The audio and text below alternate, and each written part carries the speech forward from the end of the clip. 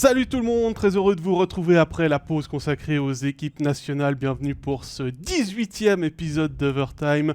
Je suis Pascal Eberhardt et pour évoquer le très long sommaire qu'on a mis à disposition, j'accueille Jérôme Euchat. Salut Jérôme. Salut Pascal, bonjour à tous. Alors, on a décidé de ne pas faire un épisode, on va lire Jérôme, sur les clubs romans cette fois-ci, mais d'être un petit peu plus général. On va regarder le classement et puis on va discuter un petit peu des différents luttes qui va d'ici la fin de la saison régulière, puisqu'il reste 3 semaines avant la fin de la saison régulière, le début des pré-playoffs. Et ouais, puis comme il y a 3 bars cette année, ça fait 3 luttes, on va dire ça comme ça. Voilà, en tout cas 3 luttes, on en a même mis une 4e, mais on vous laissera découvrir laquelle c'est. En attendant, on salue Elodie, Quentin et Kevin qui nous ont déjà dit bonjour dans le chat. On vous rappelle que vous pouvez écrire vos commentaires, vos questions dans le chat. N'hésitez pas à l'utiliser, on est attentif. On va aussi vous montrer plusieurs tableaux pour les gens qui nous regardent en vidéo, que ce soit en direct sur Facebook ou en replay sur YouTube ou sur Facebook. Pour ceux qui nous écouteraient simplement d'une oreille distraite sur Facebook, sur YouTube ou simplement sur Spotify, SoundCloud et Apple Podcast, on va vous lire également les tableaux, vous inquiétez pas, il y aura de la lecture mais on se charge de tout ça. Jérôme, c'est toi qui vas t'en occuper. Non, je plaisante, on va faire les deux tout ça. Et puis je crois qu'on a fait le tour de ce qu'on avait à dire en introduction, on va pas papeter plus longtemps, on va se lancer directement dans le premier thème qui est à la 14e place. Une 14e place qui est actuellement occupée par le HC Ajoie. D'ailleurs, on va montrer le classement. Le Ajoie qui est 14e à 46 matchs, 43 points. C'est l'équipe qui a le plus joué de la saison régulière.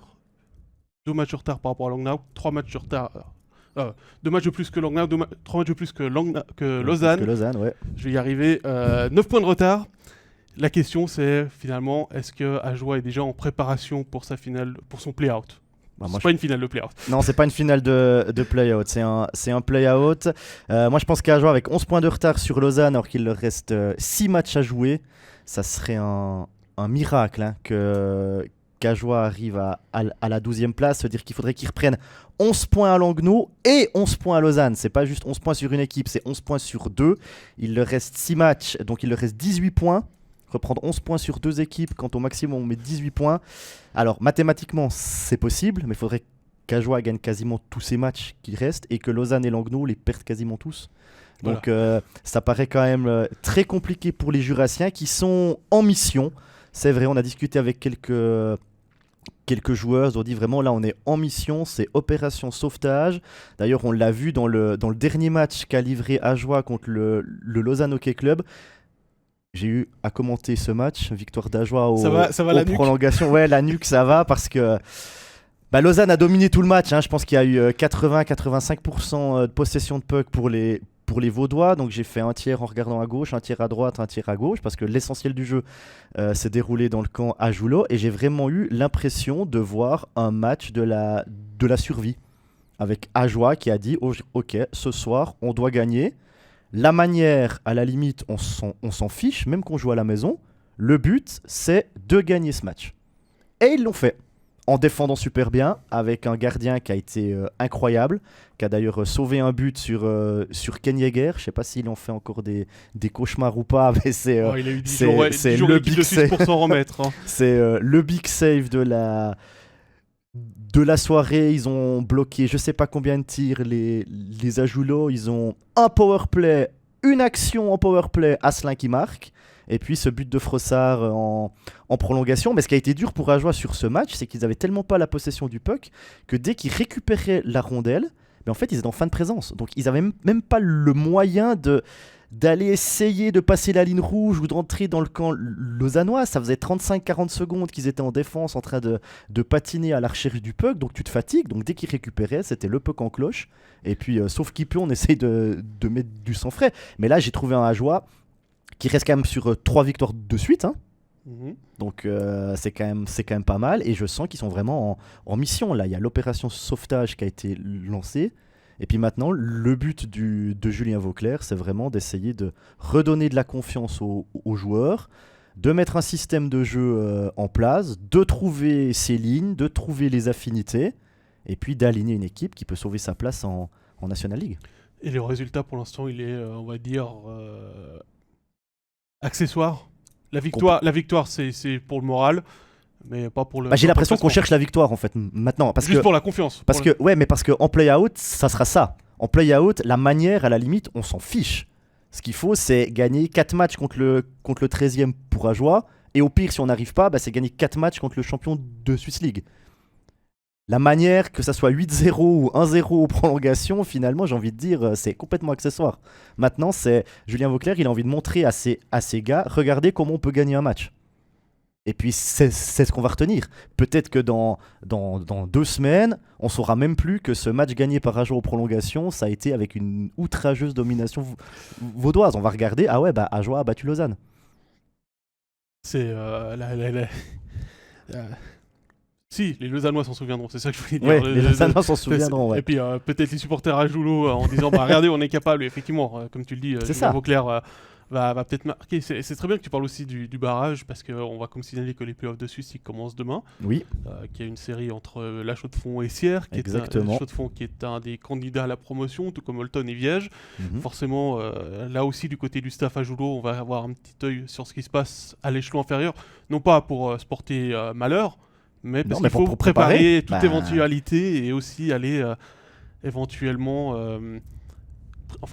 pouvoir aussi préparer éventuellement un adversaire qui pourrait être Chaux-de-Fonds. Et oui, Ludovic, puisque tu as posé la question au moment où je le disais, la Chaux-de-Fonds alors veut monter.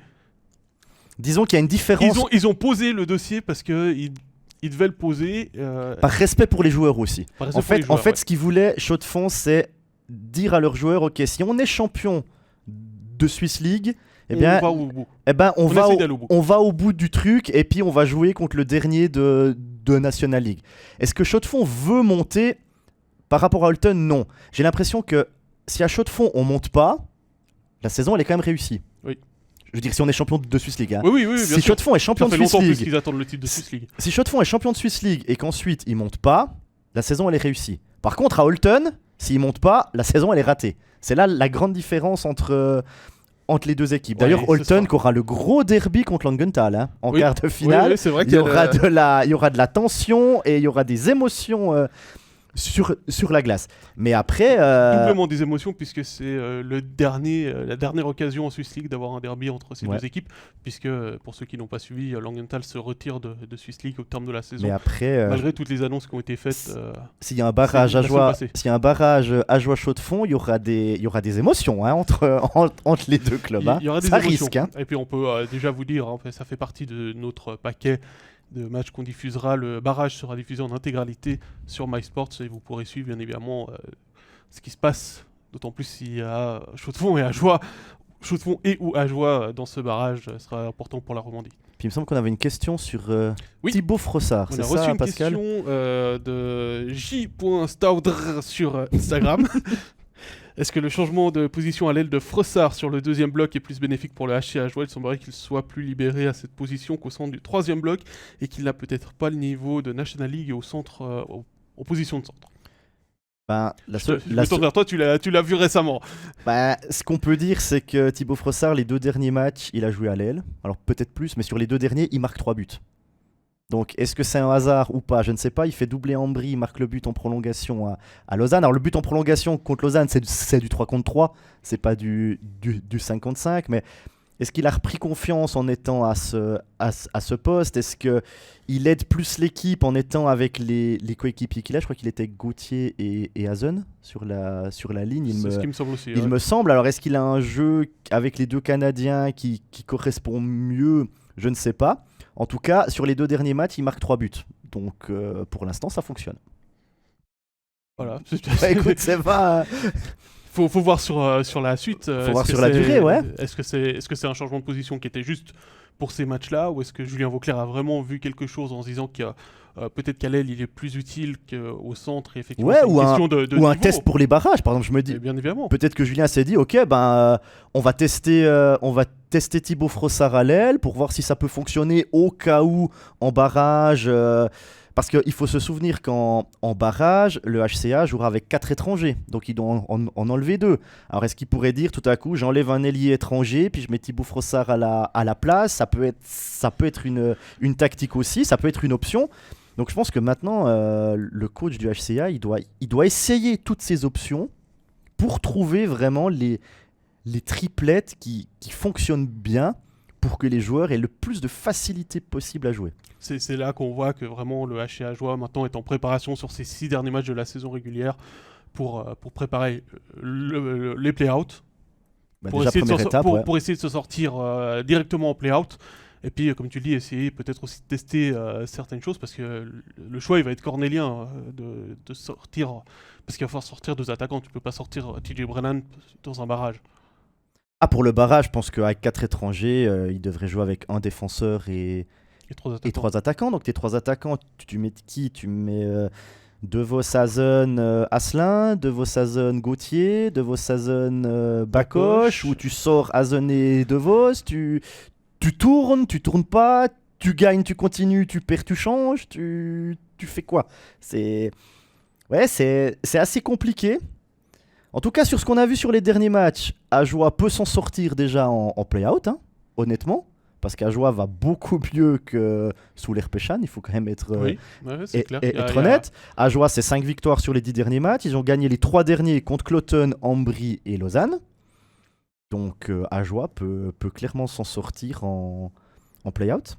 Il me semble en plus qu'il y a un Longnau aussi dans ces 6 derniers matchs. Donc il y a peut-être aussi un message à passer au Tigre lors de ce duel-là. C'est vrai. Au cas où ce serait face à Langnau. Une question de Thomas par rapport à la signature pour l'année prochaine de Joël Scheidegger. Qu'est-ce qu'on en pense ?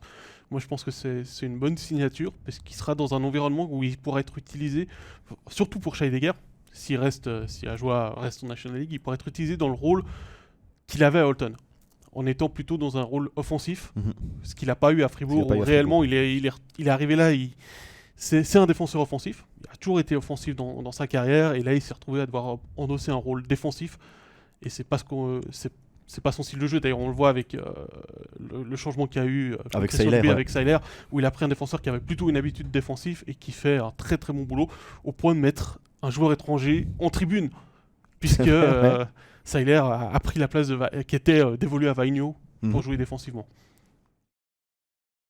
On s'intéresse un petit peu plus haut, on a déjà parlé de Langnau. Au futur peut-être adversaire d'Ajoie, en play-out. Là aussi il y a une belle lutte. Alors allons à la 13e place. On va mettre un petit jingle pour bien marquer la virgule. Donc on va vous proposer un tableau des matchs restants. Alors il faut juste que je fasse le changement. Entre deux, donc on va dire il y a Langnau et Lausanne qui sont concernés avec le calendrier pour les 2 équipes. Lausanne qui reçoit Lugano, Genève, qui ira à Fribourg, Davos, Cloton, puis qui reçoit ensuite Ambry, Rapperswil qui se déplace à Bienne et qui terminera la saison à Zug. Un match de plus pour les Lions, comparé aux Tigres qui, eux, reçoivent Rapperswil et Zug consécutivement, qui ensuite se déplacent 3 fois à Lugano, à Zug et à Ajoie, on en a parlé, puis qui termine avec 2 matchs à domicile contre Cloton et Berne et un déplacement du côté de Fribourg. Le calendrier, actuellement, les 2 équipes sont à égalité au nombre de points, 54 points, un match de moins pour Lausanne, c'est-à-dire un match de plus à jouer. Et au niveau du face-à-face, dans les confrontations directes, Lausanne qui a gagné les 3 derniers matchs et qui a perdu le premier. Donc l'avantage... Donc s'ils sont à égalité, c'est Lausanne qui est devant. C'est Lausanne qui est devant. Donc on peut dire que Lausanne a un point de plus. Voilà. On pourrait... c'est ça. Langnau doit faire un point de plus que Lausanne sur les matchs restants, sur les 8 matchs restants, en sachant que Lausanne a 9 matchs à jouer. Écoute, pour être vraiment franc, et je pense que Lausanne devrait s'en sortir et ne devrait pas jouer contre Ajoie en play-out. Lausanne, avant leur défaite à Ajoie, ils restaient sur 5 succès consécutifs.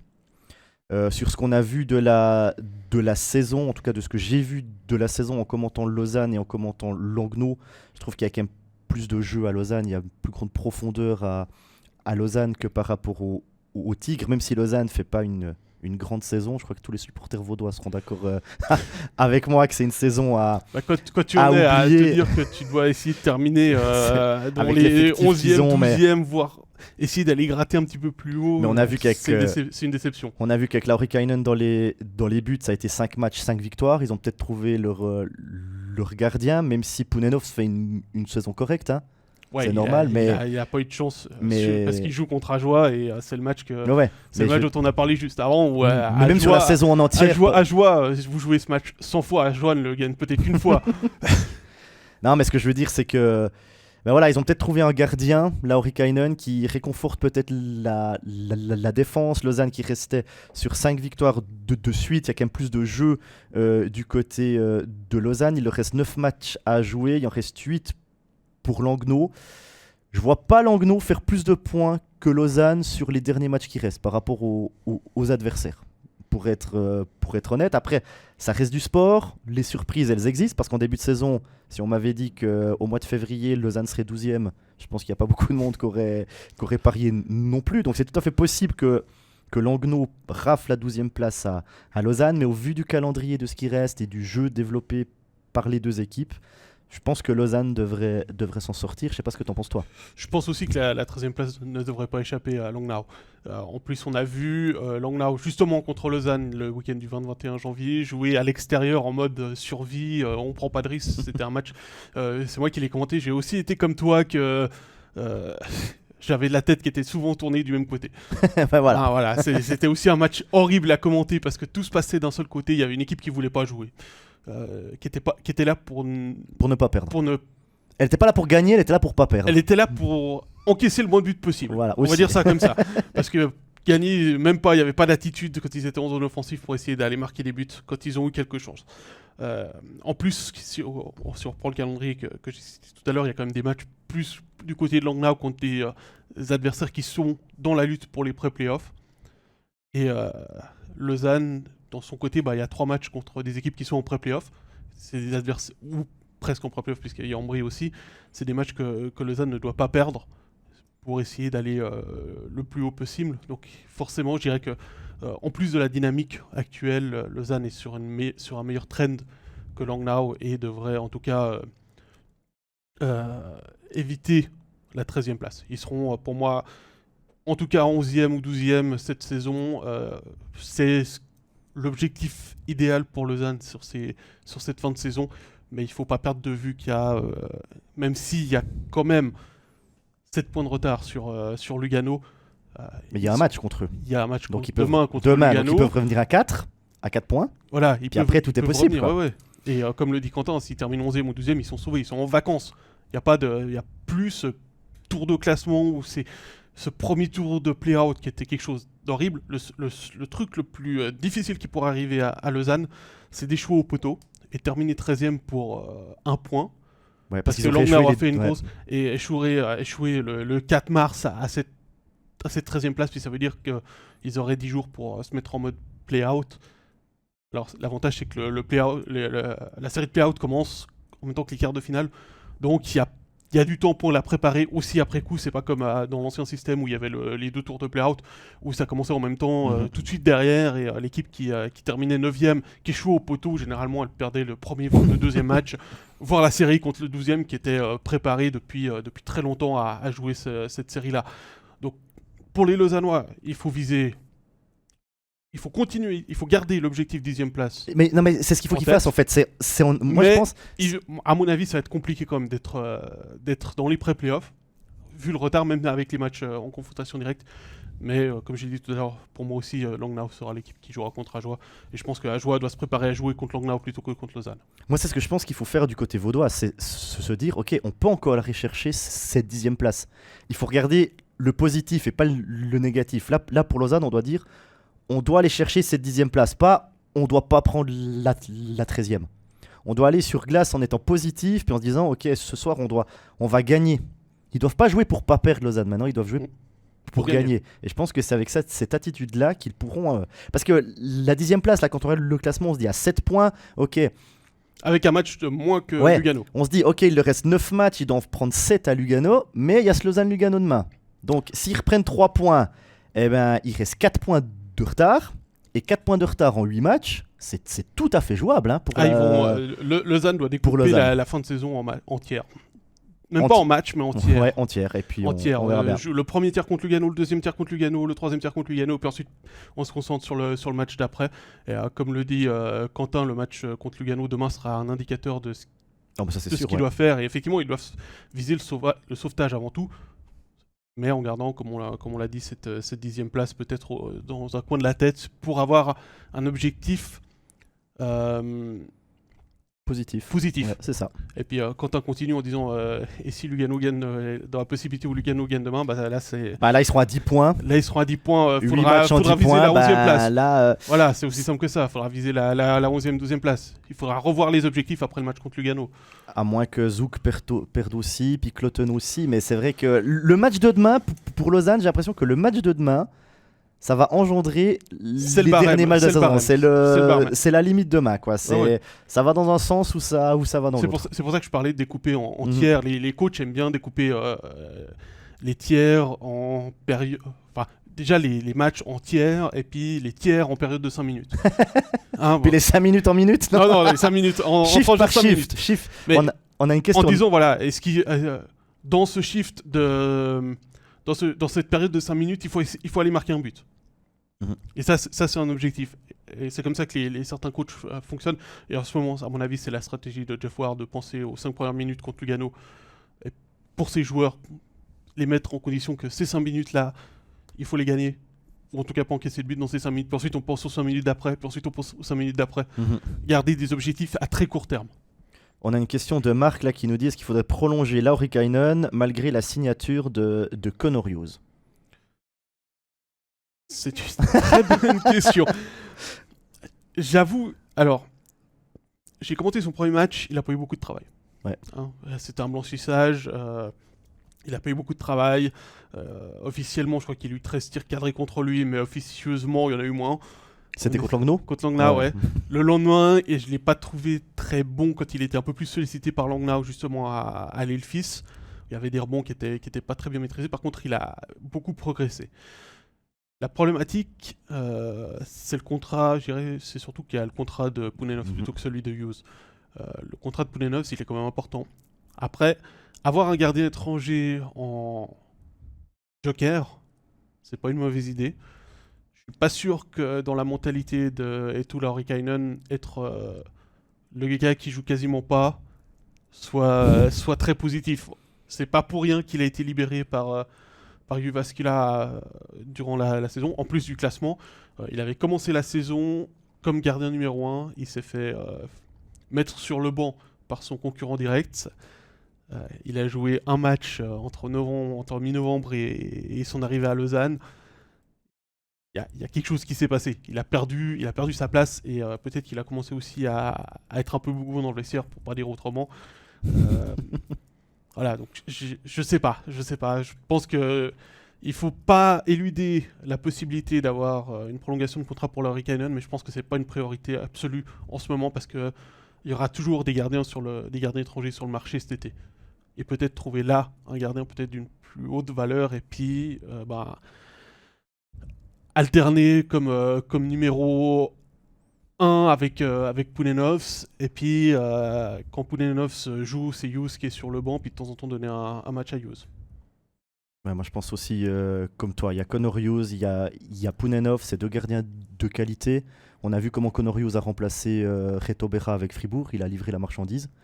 Ça a été dur sur la longueur par contre. Ça a été dur sur la longueur, mais avec Pounenovs, ça peut aussi le faire. Pounenovs, il a fait aussi de grands matchs avec Langnau, hein, avant qu'il débarque à Lausanne. Cette année, il a aussi fait des très bons matchs avec Lausanne. Donc je pense que Lausanne, l'année prochaine, ils vont commencer avec Pounenovs et Hughes dans les buts. Et puis suivant comment ça se passe au fil de la saison, pourquoi pas aller chercher de nouveau un gardien étranger, comme ils l'ont fait cette année. Mais ça voudrait dire que comme cette année, il ferait une saison disons qu'il faut catastrophique, quoi. Il faudra pas attendre. Si on prend la solution partir avec Pounenovs Hughes la saison, il faudra pas attendre le mois de janvier pour signer un gardien étranger. Voilà, c'est ça. Il faudra étudier le marché tout de suite et essayer de signer un gardien qui fait les corps NHL et qui va pas. Et je pense que la proposition de Kevin est assez intéressante de commencer non pas avec 3 gardiens, mais commencer une nouvelle saison en jouant en équipe devant, peu importe quel gardien il y a devant les buts, et ensuite de réfléchir à la solution. Puis si tu prends un gardien étranger, ça veut dire que tu enlèves aussi un étranger dans les joueurs de champ. Ouais. Et ça, du côté lausannois, je pense qu'on a envie de jouer avec 6 étrangers. On le voit dans les équipes qui ont 7 étrangers, dont un gardien. On l'a vu avec Lugano notamment, où désormais Koskinen a perdu sa place. C'est pas évident pour lui. Schlegel. Bon, après, moi je fais pas partie des fans de Koskinen avant qu'il arrive en Suisse, donc je m'attendais à ce que ça se passe comme ça, mais on a vu que Lugano est arrivé avec beaucoup d'étrangers, puis forcément c'était compliqué parce qu'il fallait gérer les étrangers, et on fait qui jouait lequel, il y avait Bennett en plus qui a pris la place de ceux qui étaient blessés, on a encore allé chercher Connolly après une semaine de compétition, donc, Lugano c'est aussi emmêler les pinceaux, il y a le contre-exemple Lugano qui est justement à avoir en tête par rapport à la solution gardien étranger plus un étranger supplémentaire. Je pense que la solution, si on prend un gardien étranger, la meilleure qui a été, c'était celle de Cloton, qui a 6 joueurs étrangers sous contrat, dont un gardien étranger, et quand c'est Turkirchen devant les buts, il est simplement deuxième gardien. Ouais, c'est exactement ça. Et c'est ce qui va se passer à Bienne, je pense aussi, quand Van Pottelberg sera numéro 1. Si on peut aligner 6 joueurs de champ, on va mettre Sateri, pourquoi pas en tribune, si Simon Fritz peut être numéro 2. Oui, ouais. Mais ça, c'est en discussion avec les gardiens, puis il faut pas les mettre sur le fait accompli. C'est vraiment une discussion. Voilà, si on t'engage, il va se passer ça. Est-ce que tu es d'accord de pas tout jouer? Est-ce que tu es d'accord de même pas être numéro 2 et puis d'être en tribune, et puis etc. etc. Mais voilà, moi je pense honnêtement Pounenov Skonorius pour commencer la saison prochaine. Bon, on va remonter un petit peu plus le classement. Mais oui, remontons, passons cette avant-dernière barre. La lutte pour la 11e place, on l'a nommé comme ça parce qu'on a toujours pris la place qui était en dessous. Il y a pas mal de monde, on a mis pas mal de monde en fait dans cette lutte. On est parti de Berne qui est 7e, on a inclus Cloton, Zug, Lugano, Ambry, on n'a pas exclu Lausanne. Puisque comme on l'a dit, on va le voir avec le calendrier. Alors Jérôme, je vais te laisser peut-être prendre le début des lignes. Lausanne a quand même des matchs contre les adversaires directs. Alors si on prend le calendrier, Berne et Cloton ont le moins de matchs. Berne qui va aller à Ambry puis à Genève, ensuite reçoit Lugano, va à Rapperswil, reçoit Ajoie, se déplace à Langnau et termine contre Zurich le 4 mars. Du côté de Cloton, c'est 2 déplacements, Fribourg-Zug pour commencer. Ensuite, réception de Bienne de Lausanne, déplacement à Langnau, réception de Rapperswil et déplacement à Davos. Je te laisse pour Zug. Je dois faire Zug ? Ouais, vas-y. Alors, ils reçoivent Ajoie, les Zougois. Ensuite, ils vont à Langnau. Ils accueillent Cloton, Langnau et Bienne. Ils se déplacent à Zurich. Ils reçoivent encore 2 matchs de suite, Fribourg et Genève. Et ils vont terminer leur saison à Lausanne.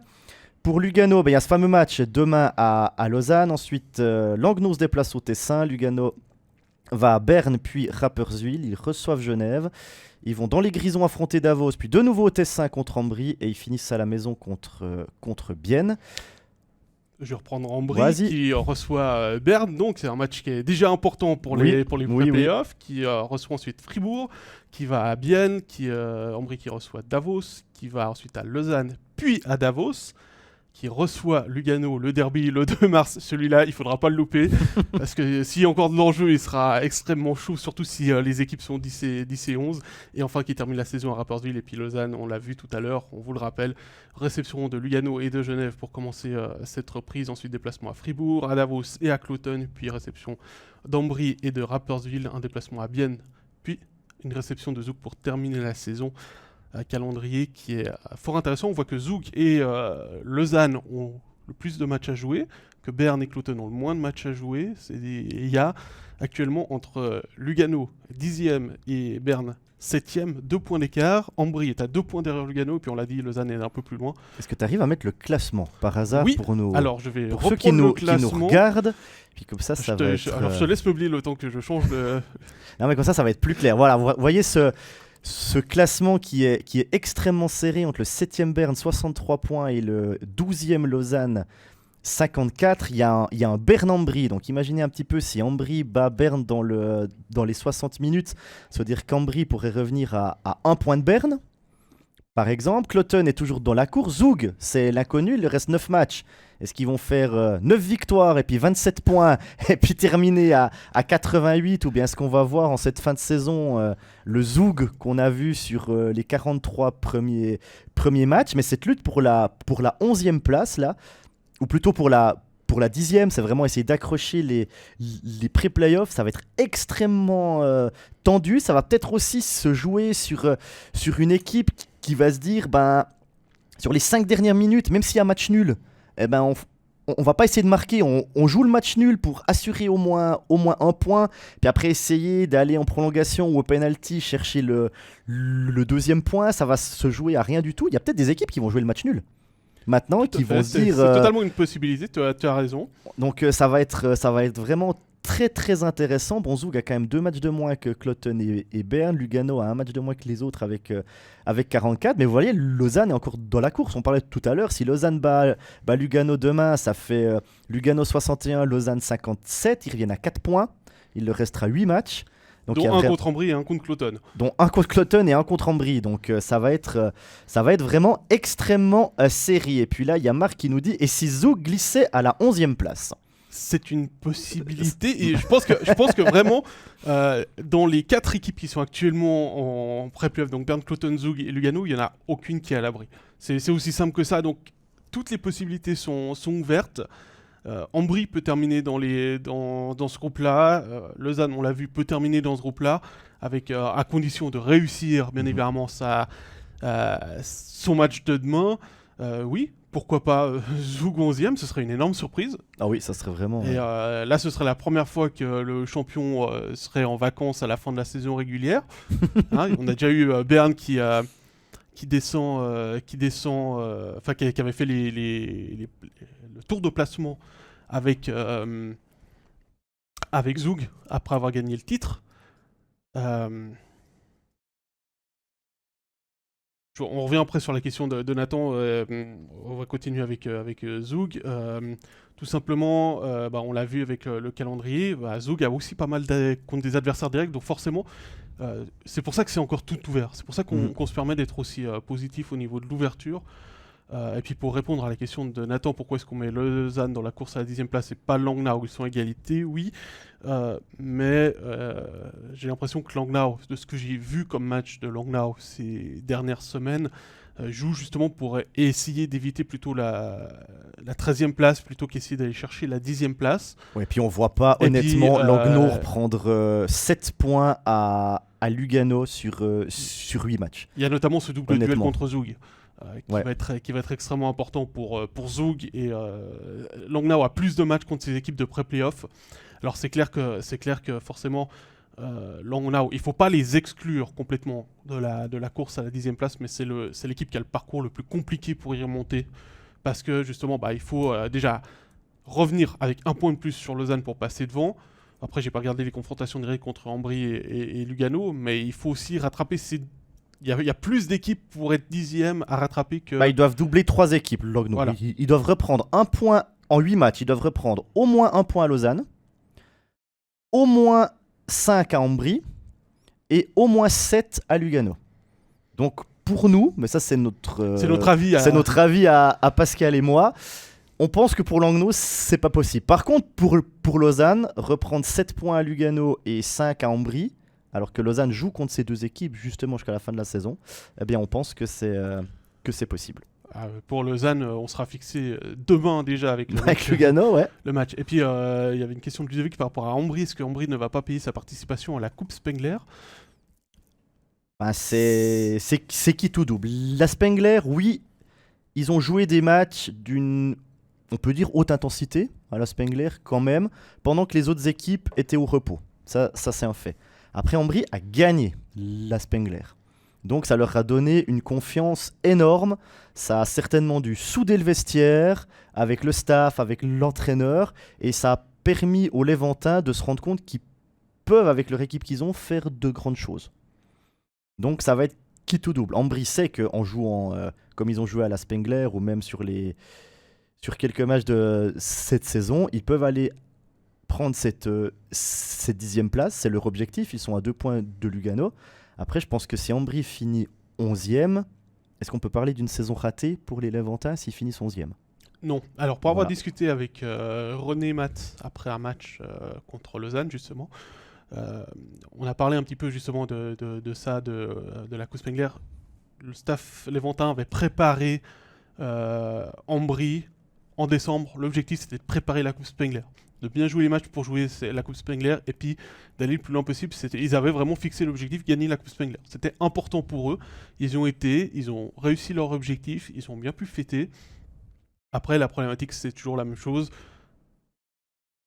C'est de l'énergie qui est dépensée pour autre chose, qui n'est pas la saison régulière. Et l'objectif, ça doit être pour Ambry d'essayer d'accrocher les pré-playoffs. Maintenant, il faut réussir à remobiliser. Et je pense que durant cette pause, c'est ce qui a été travaillé aussi, de remobiliser l'équipe pour aller chercher, et surtout, j'ai envie de dire, pour embêter le plus possible HC Lugano. Vous savez à quel point ces deux équipes se détestent, à quel point c'est ultra important. Et si Lugano est 11e et Ambry 10e, qu'importe les pré-playoffs, la saison d'Ambry, elle est ultra réussie. Ah oui, ça c'est sûr. Ça alors, c'est sûr. Là, on nous dit si Zoug est en pré-playoff et se qualifie pour les quarts, ce sera l'équipe que personne ne voudra jouer, que ça soit Genève ou Bienne. Moi, je pense que personne n'a envie de jouer Zoug en playoff. Après, pour être champion, il faut battre 3 adversaires. Il faut battre 3 adversaires. Mais c'est vrai que si on prend le classement actuel, on aurait un pré-playoff Berne-Lugano et un autre Cloton-Zoug. D'ailleurs, je remets le classement pour ceux qui nous regardent. Voilà, donc on aurait Berne-Lugano et Cloton-Zoug. Zoug a les capacités de battre Cloton sur 3 matchs. Ça fait, je pense que Cloton en pré-playoff, c'est une saison réussie. C'est une saison réussie. Ensuite, on aurait Berne-Lugano, c'est 50-50. Donc effectivement, on aurait un Genève-Zoug ou un Bienne-Zoug en quart de finale. Voilà, c'est tout à fait possible. On rappelle pour ceux qui n'ont pas suivi le changement, cette année, l'équipe qui passe en pré-playoff, qui est la mieux classée, affrontera le deuxième, et l'équipe qui est la moins bien classée affrontera le premier. Voilà, c'est pas comme les 2 années précédentes où le vainqueur du duel 7e contre 10e prend la 7e place du classement, et le vainqueur du duel 8-9 prend la 8e place du classement. En fait, ce qui va se passer, c'est que on enlève les équipes éliminées. Le premier va jouer contre le moins bien classé de la saison régulière. Donc on peut avoir un Genève-Zoug ou un Genève-Lugano. Voilà, donc si on a un Genève-Lugano, on aurait un Bienne-Zoug, voilà, par exemple. Et puis si on a un Genève-Zoug, on pourrait avoir un Bienne-Berne en quart de finale. Effectivement, je suis d'accord avec toi, je suis d'accord avec Ludovic. Effectivement, Zoug sera une équipe qui sera, si elle arrive à se qualifier à sortir des pré-playoffs, ce qui sera une équipe qui sera difficile à jouer. Après, il y a beaucoup d'équipes que personnellement, j'aimerais pas affronter en play-off. J'aimerais pas affronter Genève, j'aimerais pas affronter Bienne, j'aimerais pas affronter Zurich, j'aimerais pas affronter Zoug. Non, mais c'est vrai. T'aimerais pas affronter Davos, Fribourg, Berne, Lugano. Non, mais je veux dire, cette année, c'est quand même. On change un petit peu on dévie un petit peu le sujet, mais c'est très homogène cette année. Là, si je vous dis, vous devez parier votre salaire, vous êtes obligé de parier votre salaire, qui va être champion? C'est très compliqué quand même. Hein. On peut le diffuser en 10 le salaire. Non mais sérieusement, c'est vraiment super compliqué, quoi. Chaque équipe a ses qualités, chaque équipe a ses défauts. Donc c'est vraiment un championnat qui est très très intéressant. Et quand on voit les affiches possibles déjà maintenant en pré-playoff et ensuite que ça pourrait engendrer en quart de finale, on va se régaler. Voilà. Ensuite, pour revenir sur la partie pré-playoff, je pense que le seul club qui est actuellement en pré-playoff pour qui une participation au pré-playoff est du bonus, c'est Cloton. Oui. Oh oui, si Cloton sort du top 10, c'est pas une catastrophe. La saison, elle est de toute façon réussie tant qu'ils sont pas 13e. Et là, on va être honnête, ça va être très compliqué de les voir glisser jusqu'à Langnau, jusqu'à la 13e place. Il faudrait que Langnau reprenne 8 points à Cloton en 8 matchs. Ouais, et que c'est que Cloton perd tous ses matchs d'ici la fin de la saison. Hein. En gros, c'est difficile. Pour schématiser, Cloton, ce sera du bonus. Les pré-playoffs, c'est du bonus. Ambry, les pré-playoffs, c'est du bonus. Lausanne, les pré-playoffs, c'est du bonus. On va dire ça comme ça. Ça doit rester l'objectif pour ces équipes. Alors, c'est du bonus maintenant. Maintenant, à l'heure actuelle. Pas en septembre. Pas en septembre, non. À l'heure actuelle. Pour Langnau aussi, ce serait du bonus. Pour Cloton, Ambry, Lausanne ou Langnau terminer 11e ou 12e, ce serait un soulagement. Oui. Tout simplement, je pense que c'est là-dessus qu'il faut qu'on conclue la partie sur le top 10, entre guillemets, la lutte pour les pré-playoffs, en disant que voilà, les équipes comme Langnau, comme Lugano, Zoug et Berne, terminer au-delà de la 10e place, ce serait une catastrophe. Les autres, plus tellement, ce serait du bonus parce que la saison, elle serait plus que réussie par rapport à ce qu'on avait sur le papier. On va remonter un petit peu encore parce qu'il y a encore le top 6. Et c'est intéressant de regarder aussi ce qui se passe dans le top 6. Oui, si le gueule est pas parti. Voilà. Oui, il a eu une semaine de vacances, mais c'est pas mieux. On va vous remettre le classement pour regarder ce top 6. Donc on a Genève 44 matchs, 90 points. Bienne 2e 45, 84 points. Zurich 3e 45 points, 45 matchs, 77 points. Rapperswil 4e avec 43 matchs, 76 points. Davos 5e 43 matchs, 72 points. Fribourg est 6e avec 44 matchs et 71 points. Berne est donc à 8 points de Fribourg. Avec un match en plus. Avec un match en plus, 2 matchs de plus que Ça, Davos. Ça semble jouer quand même, ce top 6. Ça semble jouer. On s'est quand même posé la question de quel était le calendrier autour de cette barre. Alors il faut juste que je fasse le petit changement. La question avant de s'intéresser au sein du top 6 de ce qui va se passer, on va regarder aussi du côté du calendrier avec... on a mis que Davos-Fribourg. Et puis Berne, juste pour avoir une idée de ce qu'il y avait en dessous. Donc Berne, on vous rappelle, un déplacement à Ambry, déplacement à Genève, réception de Lugano, déplacement à Rapperswil, réception d'Ajoie, déplacement à Langnau et réception de Zurich pour le dernier match. Du côté de Fribourg et Davos, Jérôme, je te laisse regarder le calendrier. Ouais, pour Davos, c'est 9 matchs. Ils reçoivent Genève, ils vont à Rapperswil, ils reçoivent Ajoie et Lausanne, ils vont à Ambry, ils reçoivent Lugano et Ambry. Ils vont à Zurich et ils reçoivent Cloton. Donc ça fait 9 matchs pour les Grisons et 8 matchs pour Fribourg en cette fin de saison. Ils reçoivent Cloton, ils vont à Ambry, ils reçoivent Lausanne, ils vont à Bienne, ils reçoivent Rapperswil, ils vont à Zoug et à Porrentruy affronter le HC Ajoie. Et enfin, ils recevront Langnau pour le dernier match de la saison. Même si on pense effectivement que comme Quentin, que le top 6 est joué, il y aura peut-être des surprises, mais honnêtement, je vois mal une équipe avoir fait 43, 44, 45 matchs, puis avoir autant de points, puis être dans le top 6, et puis tout à coup perdre 6 des 8 derniers matchs, par exemple, ou 7 des 9. Honnêtement, quand on regarde le calendrier, c'est des équipes qui ont un niveau moyen qui leur permet, même les soirs où ça va pas bien, de gagner un match ou d'aller gratter quelques points. Donc je vois pas tout à coup Davos ou Fribourg là s'effondrer totalement et puis sur les 2 dernières semaines ou 3 dernières semaines là perdre 5, 6, 7 matchs honnêtement. Ce qui est intéressant à voir, c'est que Berne par exemple a 2 matchs contre des équipes qui sont dans la même zone que lui, donc le premier mardi à Ambry, puis le match contre Lugano.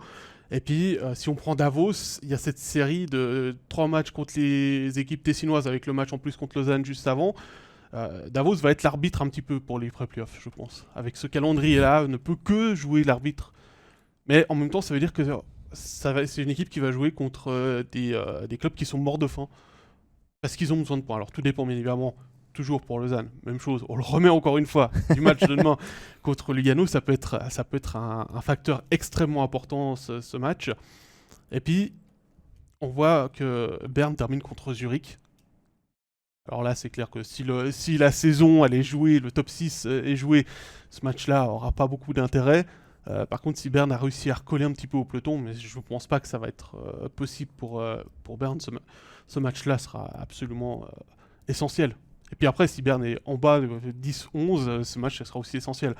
Tandis que pour les équipes qui sont actuellement dans le top 6, Genève, Vienne, Zurich, Rapperswil, Davos, Fribourg, je suis comme toi, je suis comme Quentin. Je pense pas qu'on va avoir une révolution de palais avec un club qui va s'intégrer dans le top 6. C'est très compliqué quand il reste moins de 10 matchs.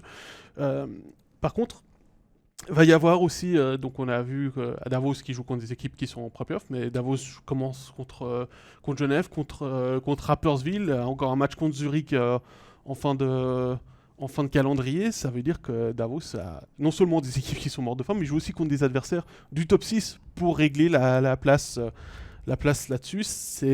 Alors que Fribourg, par exemple, qui est 6ème, ne joue que contre Bienne et contre Rapperswil, en plus quasiment à la suite. Donc Fribourg, entre guillemets, a peut-être le calendrier le plus facile, même s'il y a Ambry, Cloton, Lausanne et Zoug dans le lot.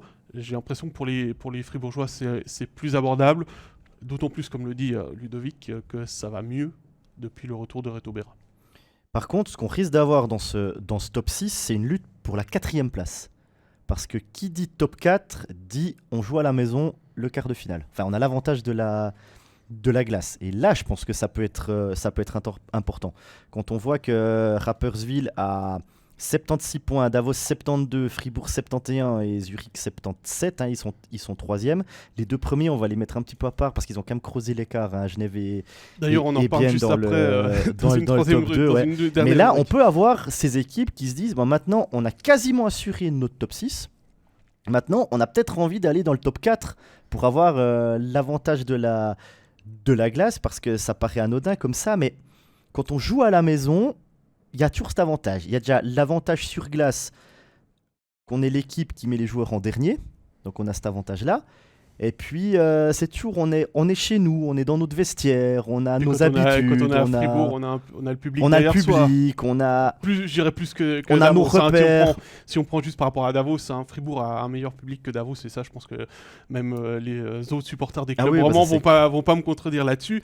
Non, mais l'avantage de la glace, je pense que c'est pas anodin, surtout en play-off. Donc peut-être que des équipes vont se dire, bah, maintenant qu'on a quasiment assuré le top 6, on va aller chercher un top 4, tout en pensant que ces équipes, évidemment, elles vont aussi ménager des joueurs qui sont peut-être légèrement blessés pour leur laisser le temps de récupérer, pour les avoir à 100% en play-off, parce qu'on sait qu'en play-off, le rythme va augmenter, les charges vont être plus dures, ça sera la guerre, hein. Entre guillemets, je veux dire, il y aura plus de cadeaux ça joue tous les 2 jours. Sur la glace, ça joue tous les 2 jours aussi, donc ça va être chaud, donc pourquoi pas une lutte pour le top 4.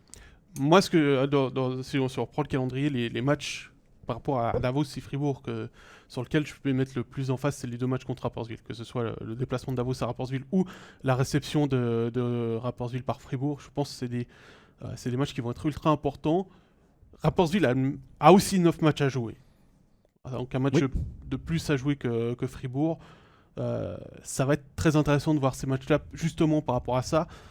Zurich affronte qu'une seule fois ces 2 équipes, en l'occurrence Davos lors du match du 2 mars. Et c'est là, je pense que Zurich a peut-être un calendrier un petit peu meilleur, même si les Zurichois ont déjà joué 45 matchs comme Bienne. Et c'est les 2 équipes du top 6 qui ont le plus joué. Mais voilà.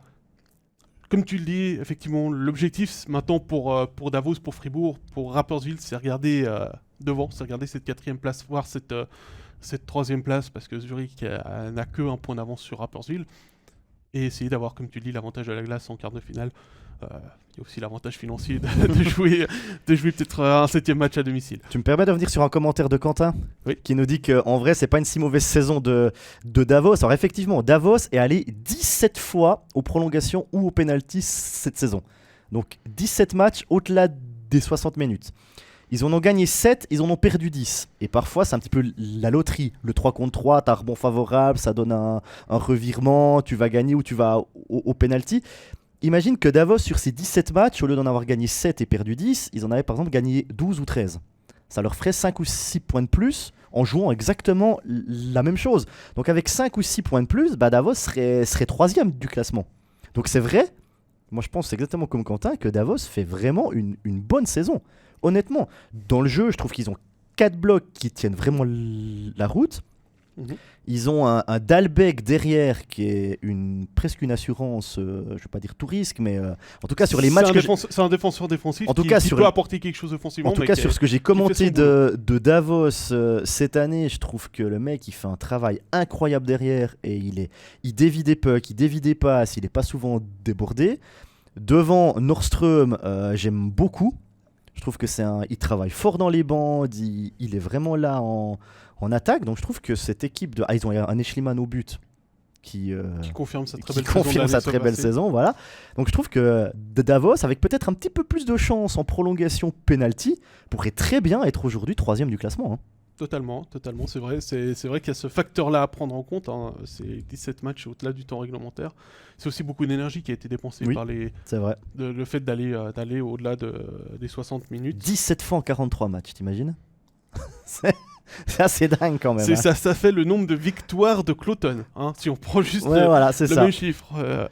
Cloton a fait 17 victoires à 3 points, que Davos est allé 17 fois au-delà du temps réglementaire. Donc ça prouve aussi que c'est une équipe qui lâche rien, qui a peut-être égalisé aussi beaucoup de fois dans les dernières minutes pour aller arracher une une prolongation. Ouais, donc qui a attention aux levé le pied. Grisons. Oui, bah, toujours. Mais de toute façon, au playoff, il faut toujours se méfier de Davos. C'est pas Rapperswil qui va dire le contraire. Hein. Non. L'année passée, Le 0-3, revirement, ouais. 4-3. Si on devait faire un top 6, je te pose une colle, on l'a pas du tout préparé celle-là, je me pose la même colle. Si on devait faire un top 6 actuellement, si on prend le classement actuel, quelles équipes pour toi seraient plus hautes? Quelles équipes seraient plus basses? Si on prend les 6 actuels, donc Genève, Vienne, Zurich, Rapperswil, Davos, Fribourg, est-ce qu'il y aurait pour toi du changement? Est-ce qu'il y a des équipes qui vont gagner des places Par rapport à la fin de déplacement? saison, Ouais, tu ouais. dis Sur ces 9 matchs maximum. Écoute, comme ça, je pense que Fribourg va monter au classement. Je pense que Fribourg va arriver à la hauteur de Rapperswil. Je verrais bien Fribourg dans le top 4. Bah, moi, je vais plutôt dire une équipe qui va descendre. Je pense que Zurich va perdre des places parce que justement, ils ont plus de matchs joués qui reprennent mercredi contre Bienne. Oui. Que Bienne voudra absolument creuser l'écart sur la 3e place. Bah, ouais, jouer le top Donc, 2. Ouais. je pense que Zurich va perdre au moins un rang. Au moins un rang. Bon, pari tenu. Voilà. Et puis, vous pouvez faire un clip de ça, nous le ressortir bien évidemment le 5 mars, juste pour vous moquer. Hein. Puis aucun des deux n'aura raison. Fribourg Exactement. va rester 6ème, Zurich va monter 2ème. On verra bien en tout cas. Vous avez vu, le calendrier est assez intéressant et il y aura des matchs toujours très comment dire, passionnants à suivre. Est-ce que juste avant qu'on passe au top 2, on avait des questions sur la pause internationale.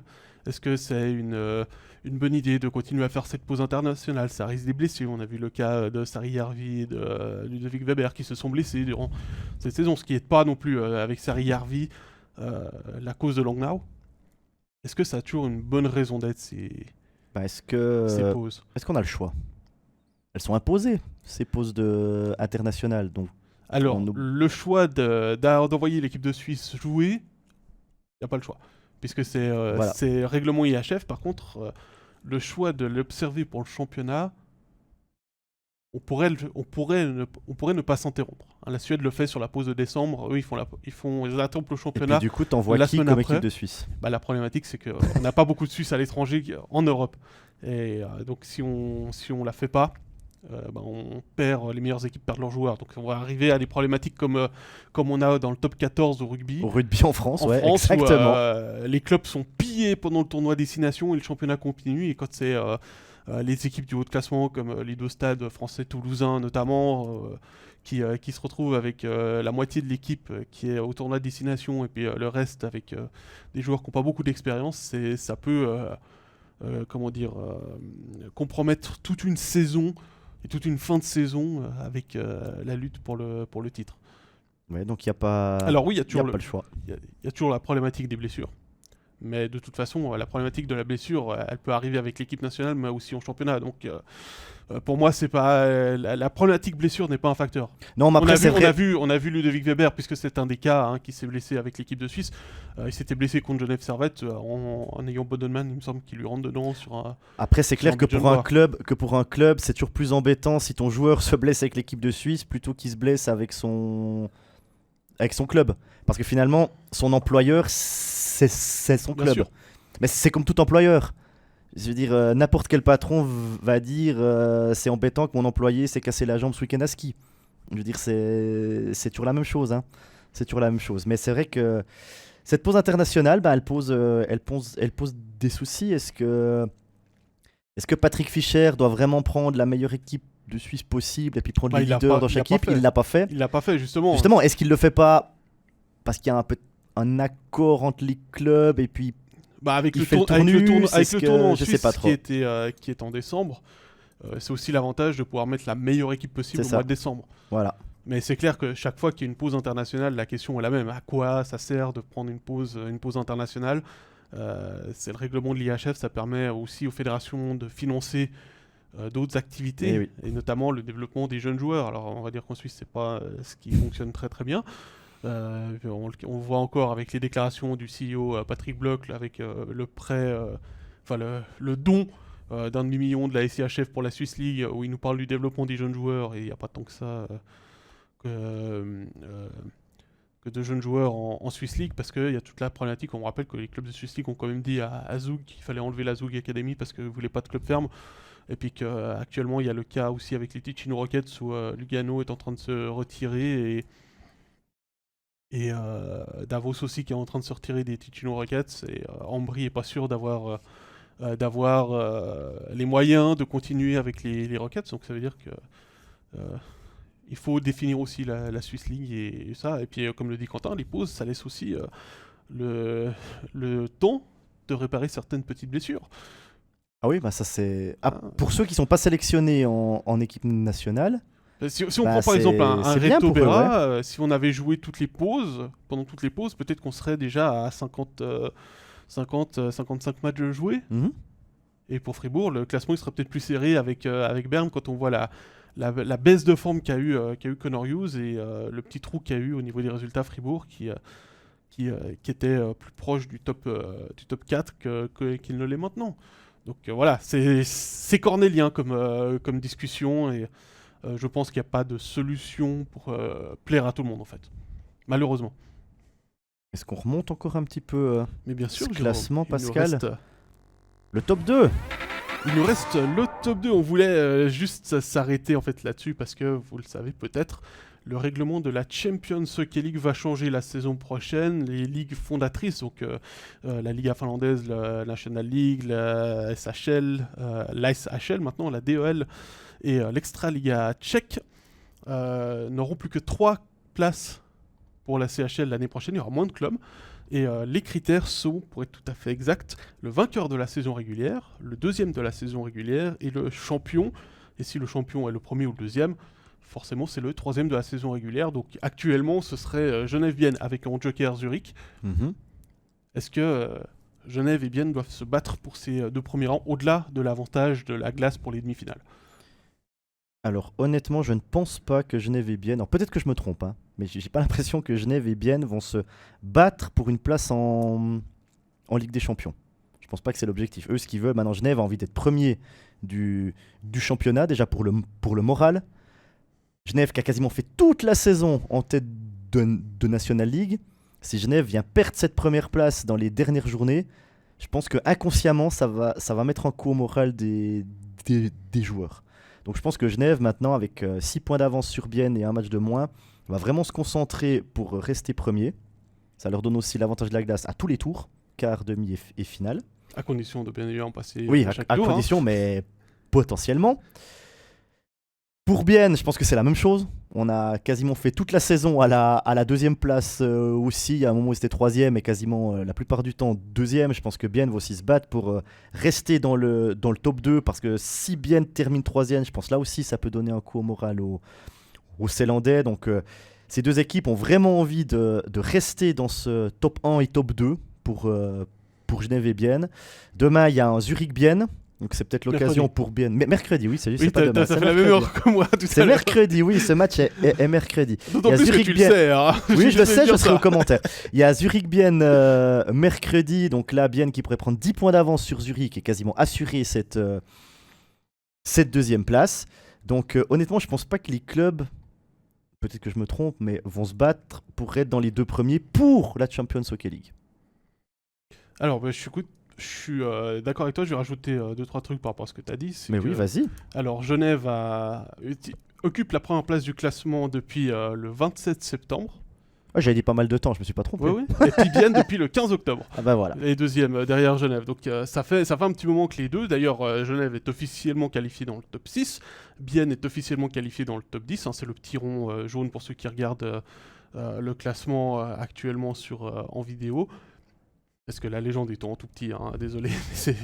Ouais, Genève est assuré d'être dans le top 6 et Bienne est assuré d'être dans le top 10. Après, il y a autre chose du côté de Genève qui peut être intéressant. Je ne sais pas si Yann Cadéan en a parlé, mais Genève n'a jamais terminé une saison régulière dans l'élite au premier rang de son histoire. Et l'histoire de Genève, elle est quand même assez longue. Hein. Quand le champion était désigné avec le premier rang, Genève ne l'a jamais eu. Tandis que Bienne l'a eu 3 fois. Donc il y a aussi peut-être un petit côté orgueilleux, dans le bon sens du terme, de vouloir terminer premier. Je pense aussi qu'avec l'avantage qu'ils ont actuellement au classement de 6 points et un match en moins enfin un match de plus à jouer, pardon, par rapport à Bienne, la première place ne devrait pas leur échapper. Bienne, tu l'as dit, mercredi, il y a ce match contre Zurich. Ça va être comme pour... ça va être le même match que Lugano, Lausanne-Lugano. ça va être le baromètre de la performance des Zélandais sur la fin de saison. Si Bienne bat Zurich mercredi, je pense qu'on n'a même plus besoin de réfléchir. Déjà, dans ce cas-là, si Berne perd demain, fait moins de 3 points, Bienne passe automatiquement dans le top 10, puisque pour l'instant c'est par rapport à Berne que c'est pas le cas. Et je pense que là, dans ce cas-là, le top 2 serait réglé, ça se jouera entre Bienne et Genève. Ouais, et puis si Genève perdait sa première place jusqu'à la fin de la saison ou Bienne la deuxième place, ça voudrait dire que ces deux équipes ne préparent pas au mieux les playoffs. Ça voudrait dire qu'ils auraient enchaîné. On a vu l'année passée avec Zouk que perdre 6 matchs sur les 7 derniers, c'est pas un problème. Oui, mais c'était Zouk. Mais je veux dire, ça voudrait dire qu'ils sont sur une pente descendante. Ça voudrait dire que le moral n'est pas forcément au beau fixe. Donc c'est vraiment important maintenant pour ces deux équipes, je pense, de se fixer comme objectif pour Genève de rester premier, pour Bienne de rester deuxième. Et je pense que c'est la meilleure façon de préparer les playoffs. Ouais, ça va être aussi très intéressant à suivre. Il y a plusieurs matchs contre les équipes justement qui sont soit dans la poursuite des places d'avantage de la glace, soit pour les places en pro-playoff. Donc c'est des matchs aussi qui seront avec beaucoup de rythme pour ces deux équipes. Et c'est un moyen idéal de préparer les playoffs pour Bienne et Genève, et puis surtout essayer de rester, comme tu le dis, le plus haut possible. Et puis si Genève devait perdre à Davos demain et Bienne gagner à Zurich mercredi, il y aurait peut-être une vraie lutte pour la première place. Le champion de saison régulière. Il y a une petite question personnelle pour toi, Pascal, de Elodie, qui demande si tu as entendu quelque chose par rapport au remplacement de Tom Ernest. Et puis, est-ce que tu sais quelque chose par rapport aux blessés du Genève Servette Hockey Club? Alors, le remplaçant de Tom Ernest, non, j'ai rien entendu. J'avoue que j'ai pas discuté de ça avec Marc Gauchi la dernière fois que j'étais à Genève, parce que j'ai pas vraiment eu le temps de discuter avec lui. Après, mon hypothèse, c'est que la place, pour l'instant, elle est dévolue à Vatanen, le défenseur étranger numéro 1. Je pense que ensuite, pour la fin de saison, puisqu'il faut quand même s'intéresser à la fin de saison, Genève va prolonger Ovitu. Parce que quitte à griller une défense étrangère pour un défenseur, autant utiliser celle qu'elle est déjà activée. Bah oui. Qu'on aime ou qu'on n'aime pas, j'ai vu que quelqu'un dans le chat aimait pas le style de Yoann Ovitu. Quitte à avoir un joueur étranger en plus, autant avoir celui qui est déjà là, qui connaît le système et qui grille déjà la licence étrangère. On rappelle que c'est jusqu'à minuit. Alors je sais plus si c'est de la nuit du 14 au 15 ou du 15 au 16 qu'il faut avoir annoncer tous les transferts au niveau de l'IHF, puisque c'est une date limite de l'IHF pour les joueurs qui changent de championnat ou pour les joueurs étrangers, puisqu'en Suisse on a décidé de mettre aussi une date limite pour les joueurs suisses, qui était le 31 janvier. C'est pour ça que notamment un Nando Egenberger est retourné à Rapperswil pour ne pas jouer après son prêt à Ambry, et que Dario Vitrich, qui lui a signé pour la saison prochaine, ne pourra pas jouer avec Ambry cette fin de saison. Voilà pour la question par rapport à Tom Ernest. Je pense que Marc Gauchi, de toute façon, ils sont le marché pour essayer de trouver pas un nouveau Tom Ernest. Je pense que tout le monde l'a dit dans tous les podcasts et nous sur notre plateau. Irremplaçable.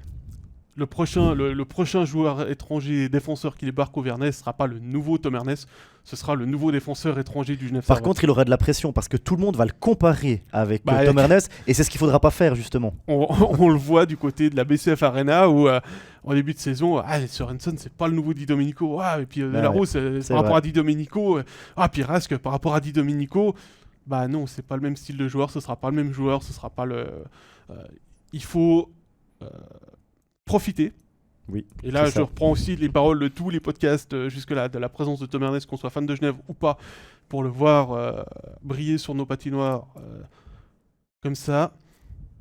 Mais il n'y aura pas de remplaçant. Alors, Kevin qui précise, c'est pas qu'il aime pas Ovitus, c'est qu'il ne sera pas le remplaçant de Tom Ernest ou Vatanen. Ah oui, moi, il n'a pas été engagé pour remplacer l'un ou l'autre. Il a été engagé parce que de toute façon, c'est une sécurité, c'est un style de jeu totalement différent. Je pense que c'est actuellement, en plus avec la blessure de Lecoultre, ça c'est la partie la plus inquiétante pour Genève par rapport aux blessés, puisqu'il y a la question aussi d'Elodie sur les blessés. Non, j'ai pas plus de nouvelles non plus là-dessus sur les blessés. Le coultre, oui. Par Stéphane, je sais de quoi il a été opéré, mais comme on a appris pas de manière officielle, on va pas dévoiler. C'est pas une blessure très sympa qu'il a eue. On lui souhaite le meilleur et surtout de pouvoir revenir le plus vite possible. Carrère, à voir, mais je pense que pour les playoffs, il sera là et je pense qu'on va le laisser revenir tranquillement pour les playoffs. Et puis Rod, pareil, on va prendre le temps de le laisser revenir pour être à 100% en playoffs. On a vu l'importance de Noah Rod en playoffs les années précédentes. Donc je pense que du côté de Genève, pour l'instant, l'objectif c'est de terminer la saison sur une note positive, si possible, qui s'appelle première place. Et ensuite, avoir la semaine des pré-playoffs pour préparer au mieux le quart de finale. Et puis pour les spécialistes vidéo, analyser les 3 adversaires potentiels. Et puis un petit mot sur Genève avec la prolongation de contrat d'Artikainen, qui a été dévoilée ce week-end. 1 an de plus pour l'artiste, on peut l'appeler comme ça. Hein. Alors non, c'est pas le terme que j'utilise. Non, mais c'est un artiste, je veux dire, il fait des trucs incroyables. Il a 40 matchs, 38 points, 23 buts. Franchement, c'est un attaquant. Lui aussi, je pense qu'il faut profiter de l'avoir dans notre championnat. On l'aura encore la saison prochaine. C'est des joueurs de classe mondiale et puis ce sont des joueurs, chaque fois qu'ils sont sur glace, il se passe quelque chose. Alors des fois, c'est génial pour eux parce qu'il y a un but, ou il y a une passe magique, ou il y a une lame sur un puck et puis il y a un assist de dingue pour Pouliot. Ou alors il y a une action de jeu, ou alors il y a une charge. Mais c'est vrai que quand Artikainen est sur glace, il se passe toujours quelque chose. Et je pense que ça va permettre aussi de tordre le cou à certaines rumeurs qu'on a lues au mois de janvier qui venaient de Suède, où Omar qui était annoncé de retour à Luleå malgré le fait qu'il avait encore une année de contrat avec Genève. Je pense que le fait que Artikainen prolonge permet aussi de faire taire ces rumeurs-là, puisqu'on sait que c'est Omar qui a fait venir Artikainen à Genève. Il n'aurait pas prolongé si Omar se partait. Voilà, on va l'appeler le tank, j'aime bien. Le tank, ouais. J'aime bien le tank, le surnom de Quentin, validé. Puis du coup, tu as répondu à la question d'Elodie avant qu'elle l'écrive. Elle était en train de l'écrire. Là, t'es fort. Le voyant Pascal. En fait, si tu veux, c'est que moi, j'y ai aussi pensé quand j'ai vu ça. Mon premier réflexe, ça a été, tiens, les rumeurs lancées par Nordbotten Bladet, c'était pas... elles sont... on peut y mettre un terme, en tout cas, avec ce contrat, je pense. Même si, effectivement, on ne sait jamais. Et puis, il y a eu d'autres mouvements. On a parlé de Scheidegger, on a appris la retraite de Tobias Stefan. Ça va faire bizarre quand même de dire que Tobias Stefan va prendre sa retraite, mais bon, il a 39 ans. On a eu le changement d'étranger à Zug, avec Tselari qui retourne, Alexandre et Camper qui arrivent du même club pour la fin de la saison. On a Marc Michaelis qui va partir à Zug la saison prochaine. On a appris que Andreas Borgman sera le remplacement de Vainio à Fribourg la saison prochaine. Puis on a Bern qui nous a annoncé 3 contrats. Josh Teves. Je vais avoir de la peine avec son prénom. Josh Teves et Tommy Carunen qui débarquent pour la fin de saison. Daniel Monzato prolongé. Ça, c'est... Alors pour Monzato, pour Profitrich, c'est une très bonne nouvelle. Oh oui. Pas l'arrivée de... Pas avec Carunen, mais l'arrivée de... Je pense que Carunen, de toute façon, sera plutôt utilisé comme un joker. Ouais. Pour l'instant, du côté de Berne, on fait énormément confiance à Vutriche. Peut-être le faire souffler sur quelques matchs cette fin de saison pour éviter qu'il arrive grillé en pré-playoff. Ouais, exactement. Parce que c'est le gardien qui a le plus joué, que ce soit en termes de minutes et en termes de matchs. On a également Langnau qui a engagé un gardien étranger qui est David Rautio, le Suédois, malgré son nom plutôt à consonance finlandaise. Là, je suis un petit peu plus mitigé, parce que David Rautio a 37 ans, ça fait 2 ans qu'il est plutôt sur des statistiques descendantes. Il était très bon il y a 3-4 ans, il a été le gardien avec la meilleure moyenne de buts encaissés en 2014 en Suède, ce qui est pas peu dire. Par contre, c'était il y a 9 ans. Donc voilà. Ouais. Ça, on a pris Bodenman prolongerait. Alors ça, c'est la surprise, hein, parce que Zurich avait dit on le prolonge pas. On a même vu, je crois, un article que Bodenman est en train de chercher un contrat pour l'année prochaine dans d'autres clubs. Tout le monde l'attendait à Cloton, hein, on va être franc. C'est la deuxième fois qu'ils nous font le coup, hein, Zurich. Et puis tout à coup, pouf, on prolonge Bodenman. Bon, il est pas mal ces derniers temps, il a des bonnes stats. Hein. C'est le 4e ou 5e buteur suisse du championnat. Donc voilà, ils ont re-signé Mais Bodenman. Ils ont fait le même coup avec Hollenstein. En début de saison, ils nous ont dit Hollenstein et Bodenman, la saison prochaine, ils seront plus aux EDC Lions. Hollenstein a prolongé et maintenant Bodenman qui prolonge. Il y a Quentin qui a fait un peu d'humour qui dit il suffit que Dido prenne une suspension et Carunen peut entrer en jeu. Oui. On parle de Dido ou pas? Non. Non, voilà, je crois que c'est plus simple. Puis on a aussi appris les prolongations de 2 ans de Juvonen et Virtanen à Ambry. Ça, c'est plutôt une bonne nouvelle pour les Levantins, ouais. pour Deux les grosses Levantins, signatures. pas ouais. pour Benjamin Kuntz du côté de Non, mais c'est d'Ambry, deux grosses signatures, ça deux pour, grosses signatures. ça pour Ambry. Virtanen, je m'attendais à ce qu'il fasse. J'étais déjà très convaincu là, en l'ayant vu jouer en SHL. Je suis très heureux de le voir jouer et de voir comment est-ce qu'il joue en Suisse. Et c'est une très très belle signature là. C'est un sacré bon coup qu'a réalisé Ambry. Puis on a appris que Dario Vutric serait Levantin la saison prochaine. Ouais. Pour Et puis 2 la ans. prolongation de contrat qui est tombée ce matin à Lugano. 3 ans de plus pour Niklas Schlegel. Ouais, ça Et fait 2026. 2026. Jusqu'en Et ça, 2026, ouais. pour Schlegel, c'est une sacrée bonne nouvelle. Bah, il s'assure 3 ans de contrat, quoi. 1, il s'assure 3 ans de contrat, et puis 2, ça veut dire qu'il va surtout être extrêmement en confiance pour la fin de la saison, puisqu'il a plus besoin de se soucier de ça. Et puis, on vous rappelle que d'ici demain soir, on devrait à peu près savoir quels sont les effectifs des clubs. Lausanne n'a plus qu'une licence étrangère à disposition, à voir si les Vaudois activent celle-ci. Hein. C'est un peu plus compliqué. Je ne sais pas si tu as d'autres clubs qui te viennent en tête pour des contrats qui devraient être annoncés. Alors annoncé non, mais après il y a Ovitu qui est toujours pas annoncé. Donc, après il y a des clubs, c'est confirmé par Genève. Il y a des clubs qui ont encore la possibilité d'utiliser des licences étrangères. Je pense à Bienne, par exemple, ils sont quoi? Ils sont à 7 cette année. Ils sont à 7. Ils sont à 7, donc ils auraient potentiellement encore 3 étrangers possibles. Ils sont pas obligés. Il y a toujours quelque chose qu'il faut pas qu'on oublie, c'est que les licences, ça peut être des licences B. Ça peut être des licences B d'étrangers, effectivement. Et que en fait, les clubs n'annonceront pas la licence B publiquement avant. Parce que la licence est déjà annoncée mais la licence, au contrôleur des licences. Mais la licence est activée au moment où le joueur est sur une feuille de match. Oui, mais le transfert de licence, l'activation de la licence B auprès du préposé aux licences doit être fait avant la date limite. Oui, ça je suis d'accord, ouais. Mais tu pourrais prendre 20 étrangers en licence B, puis tu as le droit d'en faire jouer 10 sur la saison. Oui, c'est ça. C'est ça.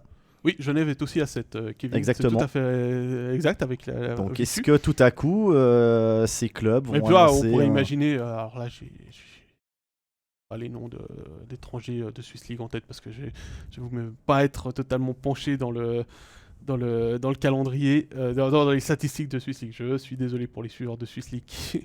Ça, mais j'avoue ne pas avoir été regarder dedans. Mais effectivement, on peut imaginer que, par exemple, Bienne est à signer les étrangers d'Olton en licence B et qu'ils ont annoncé au niveau de la National League et du contrôleur des licences que ces licences B ont été acquises, mais on ne publie pas parce qu'Olton, par respect pour Olton... Alors ça c'est la politique, à Bienne, en tout cas ils font comme ça depuis de nombreuses années. Ils n'annoncent pas de licence B de joueurs de Swiss League tant que le club de Swiss League n'est pas éliminé. Oui, parce que ça évite... Pour pas qu'il y en a qui disent « Ah, il a fait exprès de perdre son match parce qu'il voulait finir la saison en National League, blablabla. Bla. » Je sais que Bienne fonctionne comme ça et je trouve que c'est très bien. Les clubs le font par respect pour les joueurs qui sont en dessous. Et je pense que c'est la même chose aussi pour les clubs de Swiss League qui ont engagé des joueurs de National League pour le barrage ou pour les playoffs, en disant tant que les clubs sont engagés, on ne dévoile pas le nom des étrangers ou des joueurs qui auraient été signés en licence B. Tant que la fiche de transfert a été signalée et posée au niveau des préposés aux licences, c'est bon. Prendre une nouvelle question de Quentin par rapport ça fait une semaine qu'il la prépare, celle-là. Quand il y a une erreur d'un joueur, c'est suspension. Qu'en est-il des arbitres? Alors, il y a juste... Moi, je compare cette erreur d'arbitrage, parce qu'on l'a dit, c'est une erreur d'arbitrage, mais c'est pas une erreur qui vaut une suspension. C'est comme si un joueur ratait la cage vide ou qui manquait sa sortie de zone et puis qui donne le puck à l'adversaire. Ouais, alors je sais pas comment on va tu juste compares, mais... mais dans le contexte pour ceux qui ont... Oui, c'est quand ils ont sifflé trop vite. Quentin fait référence au match entre Genève et Fribourg du dimanche 5 février avec l'égalisation de Genève où les arbitres ont sifflé trop tôt parce que Valzer avait perdu son casque. Voilà. Et Stéphane Hurlimann, qui est l'arbitre qui a sifflé, est venu s'excuser auprès de notre collègue Thomas Rothmeier en interview. Enfin, est venu s'excuser au micro de Thomas Rothmeier, pas auprès de Thomas Rothmeier d'avoir sifflé. Il pose la question, quand il y a erreur des joueurs, c'est suspension, qu'en est-il des arbitres? Alors les arbitres, ils peuvent être sanctionnés par les matchs de Swiss League, par exemple. Oui, mais après, c'est pas Mais oui, je comprends ton image de dire c'est comme s'il avait. Je compare, il a sifflé trop vite. C'est comme si un joueur manque une cage vide ou fait une passe à l'adversaire et puis qui a goal. C'est pas une erreur qui mériterait une suspension en fait. Après, on a reçu pas mal de questions aussi sur les réseaux sociaux de manière privée après ce match-là et j'ai pris le temps lundi passé d'y répondre à ceux qui posaient la question. Ce qu'il faut savoir, c'est que quand un joueur perd son casque, oui, l'autre arbitre, je sais. C'était Vigan, il me semble, qui était avait levé le bras pour signaler la pénalité. À savoir que, là, Quentin, ça va pas lui plaire ce que je vais dire, Valzer perd le casque sous l'impulsion d'Artikainen. En théorie, il y a 2 minutes aussi contre Artikainen. Et là, il y a aussi une erreur d'arbitrage pour les Fribourgeois, puisque on sanctionne que Valzer. Donc, Valzer doit rentrer à son banc. C'est la règle. Le puck passe à côté de lui, il a le réflexe de jouer le puck. Donc il est pénalisé. Stéphane Hurliman là décide de siffler parce qu'il est dans le jeu et sur le tir qui suit, il y a but. Donc effectivement, il y a erreur d'arbitrage, mais il y a 2 erreurs d'arbitrage sur cette séquence. C'est très bien de venir s'excuser. Après, comme j'ai dit, les suspensions contre les arbitres, c'est des matchs de Swiss League, voire en dessous, suivant quoi. Bon, pour les joueurs aussi, hein, si tout d'un coup il y a un joueur qui rate 15 sorties de zone sur 2 matchs ou je sais pas quoi, je veux dire, ça peut être bout du banc, ça peut être tribune, ça peut être Swiss League aussi. Donc, et puis comme ça le dit existe Kevin, aussi. Je suis tout à fait d'accord avec lui. Oui, c'est frustrant pour les supporters genevois, c'est frustrant pour Genève Servette puisque c'est une défaite finalement plutôt qu'une égalisation, mais c'est moins grave que de s'obstiner, pas aller voir la vidéo pour une charge à la tête ou contre la bande alors qu'il y a l'outil à disposition. Et tout de suite, Stéphane Hurliman s'est rendu compte de son erreur. Tout de suite, il s'est excusé auprès de tout le monde, mais voilà, c'était fait. C'est pas comme une cage déplacée où si le puck est parti puis que la cage est déplacée après le départ du tir et que le puck entre dans l'emplacement prévu de la cage, on peut accorder le but. Ça a été le cas, d'ailleurs, Lausanne a eu un but qui a été validé comme ça dernièrement. Donc voilà, non, c'était Lugano, pardon. C'était Lugano-Cloton où il y a eu le cas. Voilà, c'est clair que c'est frustrant. Je comprends la frustration des supporters genevois. Je comprends la frustration des joueurs, des entraîneurs de Genève Servette. Après, oui, c'est très bien d'aller s'excuser à la télé, mais ça va pas changer la chose. Il a fait une erreur, il l'assume. C'est ça qu'il faut. Ah oui, il l'assume. Alors il l'a assumé complètement, ça, complètement, directement, puis publiquement. Et ça, je pense qu'il faut le saluer plutôt, le fait d'être allé dire face au monde, entre guillemets, pour dire j'ai fait une erreur. Et pour répondre à Grégoire, non. Ils peuvent aller voir la vidéo, mais c'est pour voir s'ils ont sifflé avant ou après le départ du tir. Avant que le puck franchisse la ligne. Donc c'est pour ça qu'ils vont voir la vidéo. Ils peuvent pas accorder un but parce qu'ils ont sifflé, parce qu'ils ont sifflé trop tôt. Non, parce qu'on voit clairement aussi sur les images que Berra s'arrête. Donc en même temps, est-ce que Berra aurait fait l'arrêt s'il était allé au bout de son déplacement parce qu'il a entendu le sifflet de l'arbitre? C'est un enchaînement de petites erreurs qui ont amené à une grosse conséquence. Malheureusement. C'est comme ça que je pense que c'est comme ça qu'il faut le voir. Et oui, comme on l'a dit, on comprend la frustration des gens. Elle est moins grave que celle de Di Domenico. Je crois qu'on va quand même devoir en parler parce que moi, ça me frustre énormément de voir que quand un juge de ligne doit quitter la glace pour aller séparer 2 joueurs qui se sont battus sur la glace, qui ont réglé leur compte sur la glace, et qu'on ne prend aucune décision derrière, ça, c'est inadmissible. Là, on veut être une ligue professionnelle. On a montré qu'on avait toujours ce niveau amateur au niveau de la décision. On ne peut pas laisser impuni le geste de Di Domenico. Ouais, puis en plus, Di Domenico, quand il va vers Yannick Radgeb, c'est pas son chemin pour aller au vestiaire. Ah non, parce que à la limite, si Yannick Radgeb l'attend à la sortie des bancs, puis que Di Domenico doit de toute façon passer devant, et puis que là, il s'échange encore des mots ou quelque chose comme ça, à la limite, ok. Mais là, Di Domenico, son vestiaire, il est à droite. Celui de Yannick Radgeb, il est à gauche. Et Di Domenico, il va à gauche. Donc, il va le chercher. Ouais, il doit pas passer par là. Oui. Il doit pas passer par là. Donc, moi, je pense que là, il aurait dû... Ouais, quand on donne, par exemple, 3 matchs de suspension à Sandro Schmidt parce qu'il passe à côté de l'arbitre, il lui chope le patin et puis il tombe... je pense qu'il faut pas mettre... Non, mais... C'est pas la même catégorie de règles. Mais Di Domenico, il a une image. Il y a une image dans le club, il y a une image pour les jeunes, il y a une image pour la ligue. Et je pense que pour l'image, là, il devait avoir une suspension. Totalement. Et puis, La problématique, c'est que ce Bern est une des patinoires où les équipes utilisent le même chemin pour aller au vestiaire, et en plus ils se croisent. Et disons que si c'était arrivé à Bienne, rien n'aurait empêché d'aller faire le tour du vestiaire, puisque le couloir derrière le vestiaire visiteur amène au couloir. Ça, il n'y a pas de sécurité à Bienne, donc il aurait pu aller chercher dans le vestiaire et puis continuer l'altercation dans le vestiaire. En même temps, il y a eu les images, donc d'autant plus qu'il faut là, la National League aurait dû intervenir parce que le juge de ligne, la sécurité, le speaker glace du CP Bern a dû intervenir. C'est lui qu'on voit avec la casquette qui intervient, qui regarde la caméra. Donc forcément, là-dessus, on a manqué de professionnalisme.